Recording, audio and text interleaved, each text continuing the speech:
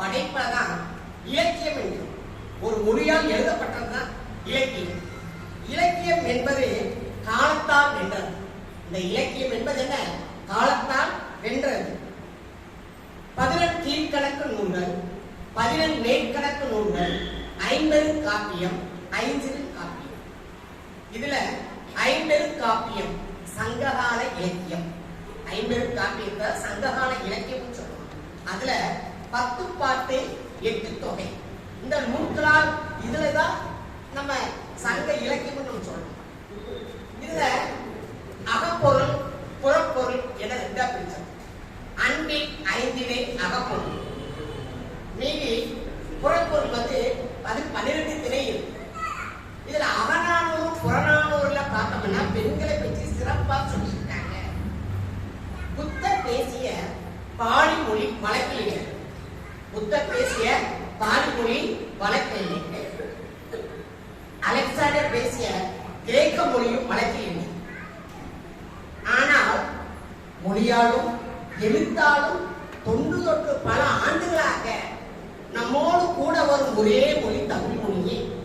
அதனாலதான் தமிழ் மொழியின் சிறப்பை எப்ப உணர முடியுது? சங்க இலக்கியங்களாலே அறியப்படுது.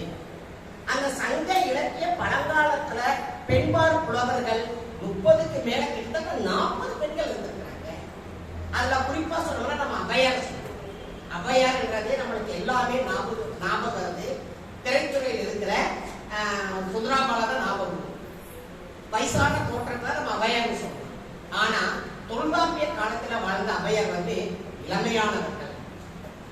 ஆதி காலத்திலேயே சங்க காலத்திலேயே பெண்கள் தூதுவரா இருந்திருக்கிறாங்க.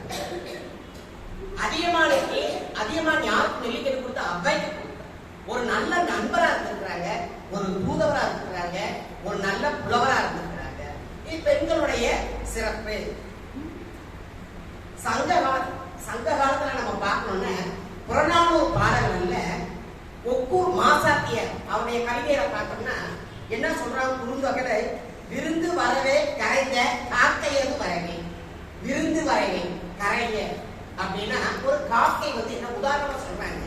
அந்த தலைவனை பிரிந்து தலைவன் பிரிஞ்சு சென்றாரு. அவன் வர்ற குறிப்பா அறிஞ்சு என்ன பண்றாங்க? தலைவிக்கு தோழி சொல்றாங்க, உன்னை விட்டு பிரிந்து சென்ற தலைவன் யாரு? உன்னை திரும்பி வருவான் குறிப்பறிந்து. அப்ப இவையெல்லாம் கவிதை மூலமா நம்மளுக்கு சங்க இலக்கியங்கள் உணர்ந்தது. அதற்கடுத்து மனையடி மகளிருக்கு ஆடவனே துணை, மனையடி மகளிருக்கு ஆடவனே துணை, வினையே ஆடவருக்கு துணை. அப்ப ஒரு பெண்ணுக்கு யாருதான் துணைன்னு சொல்லியிருக்காங்க அந்த காலத்துல? கணவன் மட்டுமே துணை. ஆனா ஆடவருக்கு என்ன சொல்லியிருக்கு இலக்கியத்துல? வினையே, அவன் செய்கிற தொழில் தான் அவனுக்கு தேவை அப்படின்னு சொல்லியிருக்கிறாங்க. இருந்து பெண்களை எப்படி சுதந்திரமா வீரமிக்கவர்களாகவும் கல்வியில் சிறந்தவர்களாகவும் இருந்தாலும் அங்கேயும் என்ன பண்ணியிருக்கிறாங்க? நீதிமன்றத்துல பெண்களை வச்சிருக்கிறாங்க. அலெக்சாண்டர் சொல்லுவாரு, நான் ஒரு காட்டு மிராண்டி தரமா இல்லாம கிரேக்க மொழியை படிச்சவன கிரேக்க நாட்டுல பிறந்ததுனால பெருமையடைன்னு சொல்லுவார். அதற்கு அடுத்த வார்த்தை என்ன சொல்லுவாரு? நான் நல்ல வேலை, ஒரு நல்ல என்னவ பிறந்தேன், ஒரு நல்ல ஆண்மகனா பிறந்துட்டேன். என்னவ பிறந்துட்டேன்? ஆண்மகனா பிறந்துட்டேன். நான் ஒரு பெண்மகளா பிறக்கல. அப்ப சங்க இலக்கியங்கள் கிரேக்க காலத்திலிருந்தே பெண்கள் என்ன இருந்திருக்கிறாங்க? அடிமைப்பட்டு இருந்திருக்கிறாங்க.